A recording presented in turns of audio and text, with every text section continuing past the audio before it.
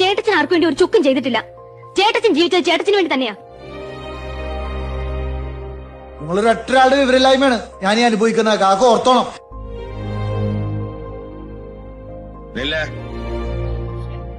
നെന്മാറുകൾക്ക് താമസിക്കാനുള്ള വീടല്ലിത്.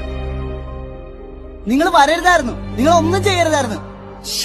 വീർപ്പിൽ ചെളിയിൽ കിടക്കുന്ന കൂട്ട കണ്ണി കണ്ട വൃത്തിയുടെയൊക്കെ കാണും. ഇതില് തിന്ന് വല്ല അസുഖം വന്നു കൊളയത്.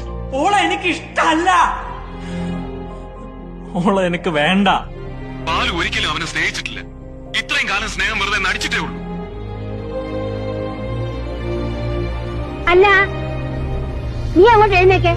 അതെന്തോന്ന് മര്യാദ? എല്ലാരും ഉണ്ട് കഴിഞ്ഞിട്ടുണ്ടാ പോരെ നിനക്ക്? ഒപ്പം കയറിയിരിക്കുന്നു.